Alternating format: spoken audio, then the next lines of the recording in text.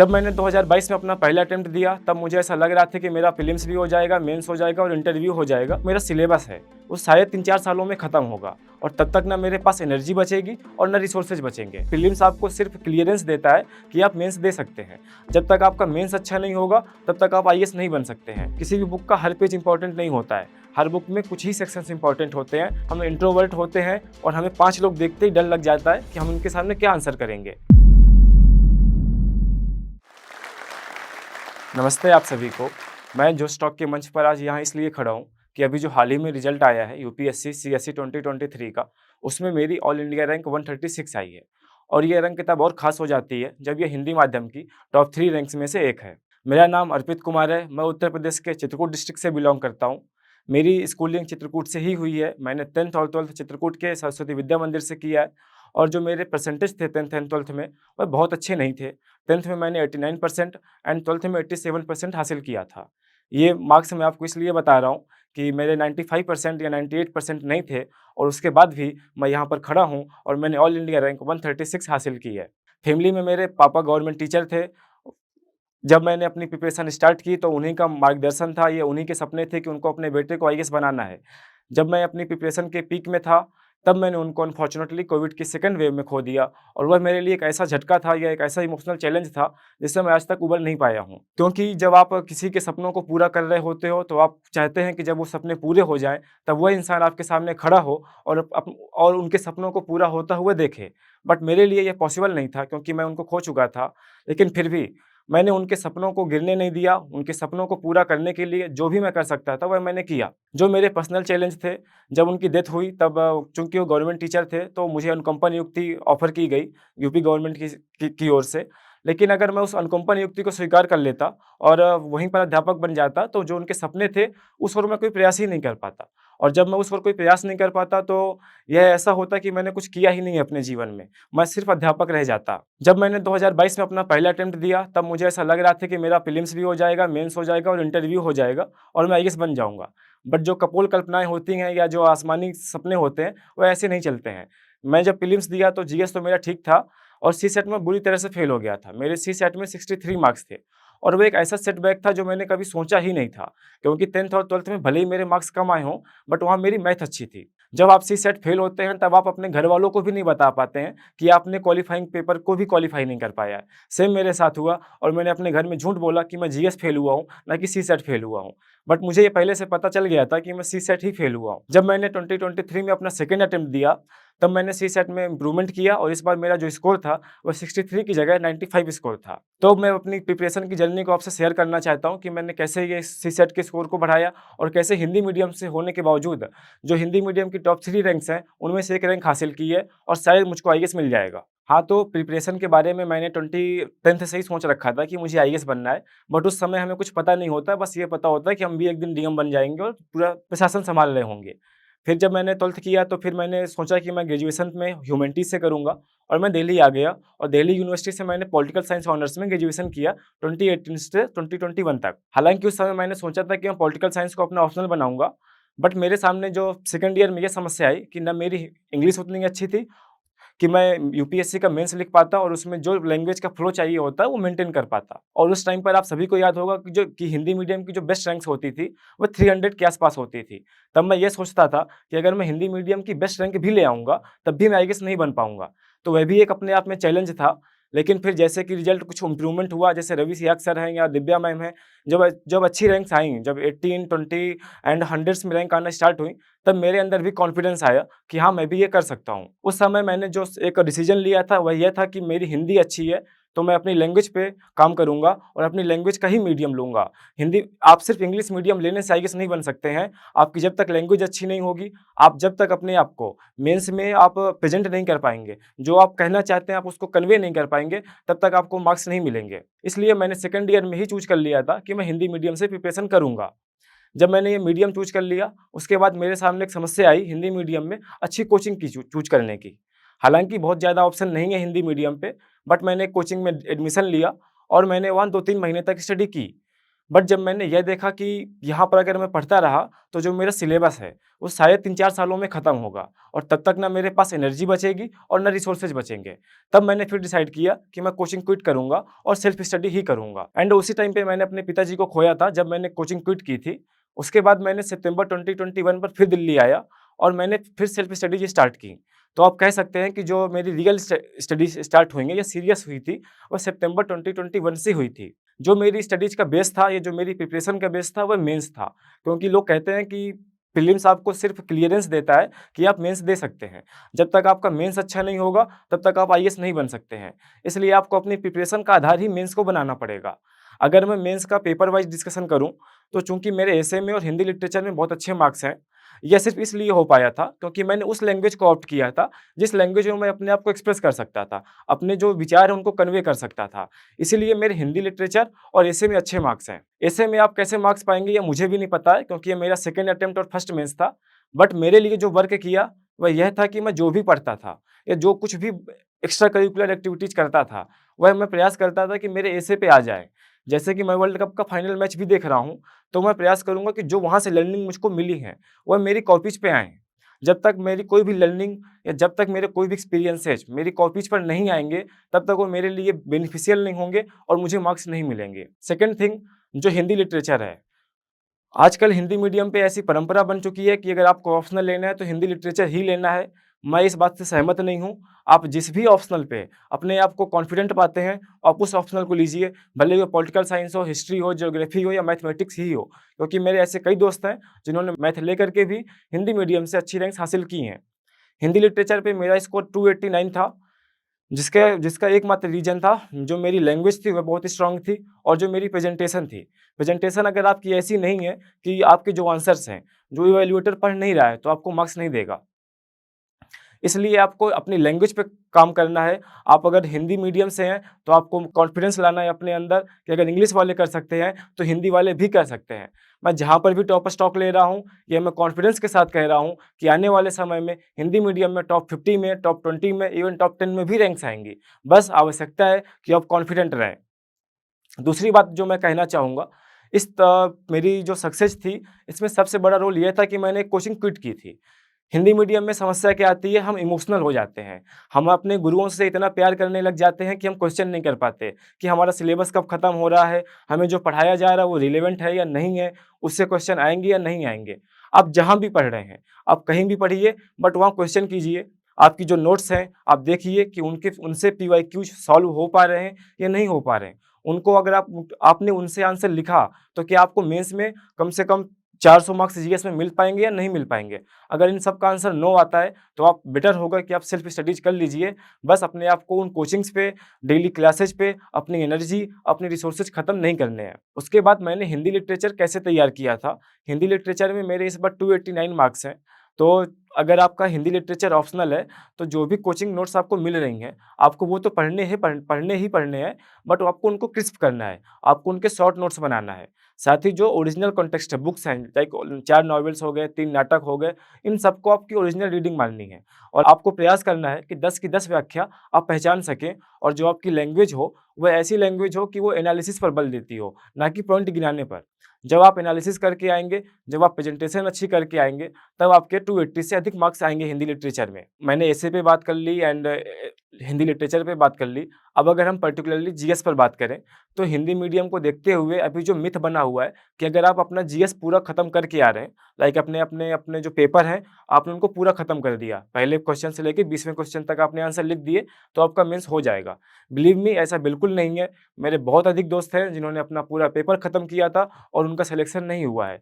इसका मतलब यह है कि आपको पेपर तो खत्म करना ही करना है, बट आपको क्वालिटी आंसर्स लिखने हैं। आपके पास वहाँ डेटा होना चाहिए, आपके पास वहाँ एग्जाम्पल्स होने चाहिए, आपके पास वहाँ पे एक एनालिसिस करने की क्षमताएँ होनी चाहिए और क्वेश्चंस को वहाँ ब्रेक डाउन करने का आपका जो माइंडसेट है वो होना चाहिए। ये आप करेंगे कैसे? आपको कम से कम 30-40 टेस्ट देने हैं, हर जीएस के टेस्ट देने हैं और साथ ही आपको नोट्स बनाने हैं ताकि जो नोट्स आपके हैंडी रिवीजन के लिए काम आ सकें। इट्स लाइक एक आपका जीएस 1 का पेपर है, तो आप 1 रात पहले उस पूरे नोट्स को रिवाइज़ कर सकें ताकि आपके माइंड में वो सारी चीज़ें फ्रेश हो जाएँ और जो डेटा मिले, जो एग्ज़ाम्पल्स मिले, वो आप अपने आंसर्स में डाल सकें। रिसोर्सेज़ के ऊपर मैं बात नहीं करूँगा क्योंकि आई थिंक जो यूपीएससी की तैयारी कर रहा है, उसे भी पता है और जो नहीं कर रहा है, उसको भी पता है कि हमें कौन-सी बुक्स पढ़नी है। लक्ष्मीकांत, स्पेक्ट्रम, रमेश सिंह, एनसीईआरटीज़ हम सबको पता है, हमें यही पढ़ना है। मैंने भी वही पढ़ी है और आप भी वही पढ़ रहे हैं। बस आपको उन बुक्स को मल्टीपल टाइम्स रिवाइज़ करना है, आपको पीवाईक्यूज़ देखने हैं कि किसी बुक के किस सेक्शन से क्वेश्चन्स आ रहे हैं। हर बुक का किसी भी बुक का हर पेज इम्पोर्टेंट नहीं होता है। हर बुक में कुछ ही सेक्शंस इम्पोर्टेंट होते हैं। लाइक पॉलिटी में पार्लियामेंट बहुत इम्पोर्टेंट है, इकोनॉमी में जो आरबीआई है वह बहुत इम्पोर्टेंट है। तो जो आपके हाइली इम्पोर्टेंट सेक्शंस हैं, आपको वहाँ से नोट्स बनाने हैं, उनके मल्टीपल रिविजन्स करने हैं और टेस्ट सीरीज़ के ऊपर पीवाईक्यूज़ को इम्पोर्टेंस देनी है। और अगर आप डेली प्रैक्टिस करेंगे, अगर आप टेस्ट सीरीज़ के पहले डेली आंसर राइटिंग कर रहे हैं, फिर आपने टेस्ट सीरीज़ जॉइन की है और आप टेस्ट लिख रहे हैं, तो आपका मेंस में स्कोर अच्छा आएगा। एक बात और ऐड करना चाहूँगा, जब मैं टेस्ट लिखता था, तो ऑफ़लाइन लिखता था टेस्ट सेंटर पर जाके, तो 2 घंटे के बाद ये फ़ीलिंग आती थी कि यार मैं थक गया हूँ, अब मैं नहीं लिखूँगा। ये टेस्ट के मार्क्स मेरे कौन देखेगा? कोई देखे या ना देखे, आप अपने मार्क्स ज़रूर देख रहे हैं। तो पूरी ऑनेस्टी के साथ टेस्ट लिखना है, कोई चीटिंग नहीं करनी है, घर से आंसर्स देख के नहीं जाना है और अपने आप को इवॉल्व करना है। आपने मेरी बात सुनी है, मैंने किसी और की बात सुनी होगी, आपको इस बार 100 टॉपर्स मिलेंगे और 100 स्ट्रैटेजी होंगी। बट आपको उतना ही सीखना है उन सब से जितना आपको आगे बढ़ाने में सहायक हो और इस पूरी प्रिपरेशन के दौरान आप एक नई स्ट्रेटजी लेकर के आएँगे ताकि आपकी जब रैंक आए तब आपके पास कुछ नया हो बोलने के लिए और उसी ने आपको आईएएस बनाया हो। ये नहीं कि आपने किसी टॉपर को आइडियलाइज़ कर लिया और आप उसी के कदम पर चल रहे हैं। वह हो सकता है उसके लिए काम कर गया हो, बट ये आवश्यक नहीं है कि आपके लिए भी काम करे। तो आप मुझसे भी उतना ही सीखिएगा जितना आपके लिए काम कर सके, पूरा सीखने की आवश्यकता नहीं है। मैं ये उम्मीद करूँगा कि आप जब टॉपर्स बनेंगे, जब आपकी ऑल इंडिया रैंक आएगी, तो आपके पास एक नई स्ट्रैटेजी होगी। अब बात करते हैं इंटरव्यू पे। हिंदी मीडियम पे इंटरव्यू में बहुत बड़ी समस्या ये आती है कि हम अपने आप को कॉन्फिडेंट फ़ील नहीं करते हैं, हम इंट्रोवर्ट होते हैं और हमें 5 लोग देखते ही डर लग जाता है कि हम उनके सामने क्या आंसर करेंगे। तो इंट्रोवर्ट नहीं बनना है, लोगों से बात करनी है। अगर आप हिंदी मीडियम के हैं, तो ये आवश्यक नहीं है कि आप इंग्लिश नहीं पढ़ेंगे, आपको इंग्लिश भी पढ़ती जानी है। क्योंकि लैंग्वेज कोई भी हो, अगर आपके पास 2-3 लैंग्वेज होंगी, तो आपकी जो पर्सनैलिटी है, वो ओवरऑल बेटर होगी। इंटरव्यू पे जब मेरा एक्सपीरियंस था, 2nd ऑफ फ़ेब को मेरा इंटरव्यू था और मेंस के रिजल्ट के बाद मेरे पास 2 महीने थे इंटरव्यू की प्रिपरेशन के। बट जब मैंने इंटरव्यू से बाहर आया, तब मैंने यह पाया कि अगर मैंने यह इंटरव्यू 2 महीने पहले भी दिया होता, तो मैंने सेम ही आंसर किए होते, सेम वे में ही आंसर होते। कहने का मतलब ये है कि इंटरव्यू की आप प्रिपरेशन अलग से नहीं कर सकते हैं। आप 20-22 सालों में जो आपका पर्सनैलिटी डेवलपमेंट होगा, आप उस इंटरव्यू पे, आप यूपीएससी के उस बोर्ड पे, उस रूम पे आप अपने आप को एक्सप्रेस कर पाएँगे। इसलिए आवश्यकता है कि आपके अंदर बायसनेस ना हो, आपकी जो आइडियोलॉजी है, वो डेवलपिंग आइडियोलॉजी हो, आप सभी को एक समान निगाह से देखें और ये प्रशासन के लिए बहुत ज़्यादा इम्पोर्टेंट है कि आप बायसनेस आपके अंदर ना हो। एक्चुअली जब मेरा रिज़ल्ट 16 अप्रैल को आया, हालाँकि वो पहले 12 अप्रैल को आ रहा था, फिर 15 अप्रैल को आ रहा था, तो बिल्कुल टायरिंग प्रोसेस थी वो। पहले हमने 12 को मैंने वेट किया, फिर 15 को वेट किया। बट मैंने 16 को वेट करना बंद कर दिया कि जब आएगा तब देखा जाएगा।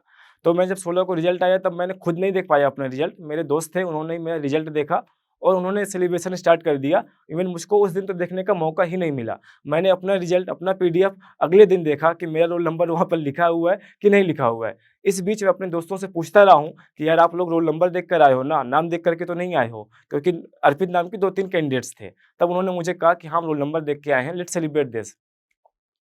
और उसके बाद से जो मुझे लोग पूछते हैं कि अब कैसा फ़ील हो रहा है? तो एन्जॉय तो ठीक है, बट अब सुकून फ़ील होता है कि अब आपको दोबारा प्रीलिम्स नहीं पढ़ना है, अब आपको दोबारा मेंस की तैयारी नहीं करनी है। अब आपने जो सपना देखा था कि आप सर्व करने की जो आपकी नीयत थी, अब आप उस नीयत को आगे बढ़ा सकते हैं और आप इस कंट्री के काम आ सकते हैं। जो आपके सपने थे कि मैं लोगों के बीच रह कर के लोगों के लिए कार्य कर सकूँगा, जैसे मेरा डिस्ट्रिक्ट है जो आकांक्षी ज़िला है, टियर 3, टियर 4 सिटीज़ हैं, जो रूरल बैकग्राउंड है, मैं वहाँ के लिए काम कर पाऊँगा। तो अब इन सब चीज़ों का सुकून है कि मैंने 22-23 साल पढ़ाई करने के बाद अब जो आगे का मुझे काम करने का अवसर मिलेगा, वहाँ पर मैं अपने आप को एक अच्छा अवसर प्रदान करूँगा और मैं पूरा प्रयास करूँगा कि मैं एक अच्छा सिविल सर्वेंट बन सकूँ। अब मैं बात करना चाहूँगा कि रिज़ल्ट के बाद जो पोस्ट लाइफ़ है, वह कैसी होती है? एक्चुअली मुझे भी लगता था कि जब मैं आईएएस बन जाऊँगा तो सब कुछ बदल जाएगा, बट बिलीव मी कुछ नहीं बदला है। जैसे मैं पहले मुखर्जी नगर में रह रहा था, अभी भी मुखर्जी नगर में रह रहा हूँ। बस एक चीज़ें हुई हैं, जिनसे मैं पहले बात कर पाता था, अब उनसे बात नहीं कर पा रहा हूँ। क्योंकि अब इतनी नई नई कॉल्स आ रही हैं कि अब उन कॉल्स को पिक करना पड़ता है। तो सिर्फ एक चेंज आएगा कि आपके पास ऐसे लोग आएँगे जिनका आपसे कोई वास्ता नहीं होगा, बट इस प्रिपरेशन पे जो मेरे साथ थे, मेरे बहुत अच्छे मित्र रहे हैं, जिन्होंने मुझ पर कभी डाउट नहीं किया, जिन्होंने मुझे हमेशा बताया है कि तुम यार कर लोगे, हमें भरोसा है तुम्हारे अंदर। और मेरे कुछ जो रिलेटिव्स थे या मेरी फैमिली थी, उन सब ने मुझ पर जो कॉन्फिडेंस दिखाया है कि तुम कर लोगे, उसी का आज ये परिणाम है कि मैं सेकंड अटेम्प्ट पे इतनी अच्छी रैंक हासिल कर सका हूँ। इंडिया सिर्फ टायर 1 सिटीज़ से नहीं बनता है, सिर्फ दिल्ली, मुंबई, कोलकाता, चेन्नई नहीं है, उसमें टियर 2, टियर 3 सिटीज़ भी हैं, चित्रकूट जैसे शहर भी हैं।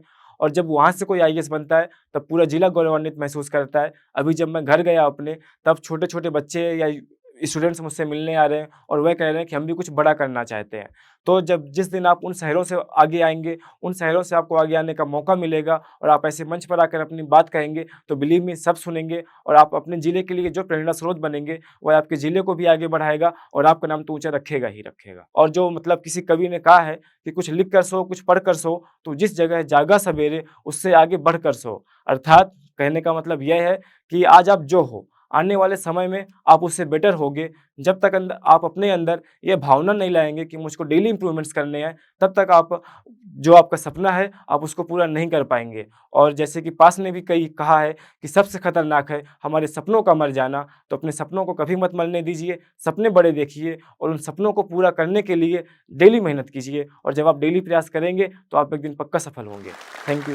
हेलो एस्पिरेंट्स, हम में से बहुतों का सपना है आईएएस ऑफिसर बनना, लेकिन ये जर्नी बहुत महंगी है और इसीलिए बहुत एस्पिरेंट्स ने जोश से रिक्वेस्ट किया कि क्या जोश टॉक्स एस्पिरेंट्स को हेल्प कर सकते हैं फाइनेंशियली उनकी इस जर्नी में। तो इसलिए जोश टॉक्स ने कांटेक्ट किया इंग्लिश मीडियम के लिए केएसडी आईएएस के खान सर को।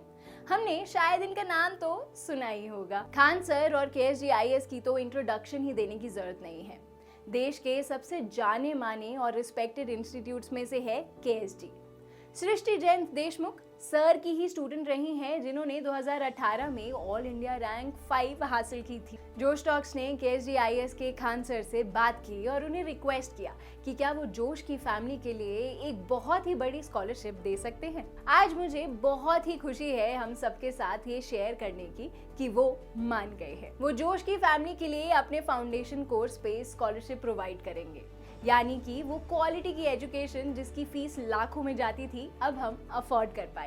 ये हेल्प वैल्यूएबल है सबसे ज्यादा उन नए एस्पिरेंट्स के लिए जिन्हें फाउंडेशन कोर्स करना तो है, लेकिन लाखों की फीस हम अफोर्ड नहीं कर सकते।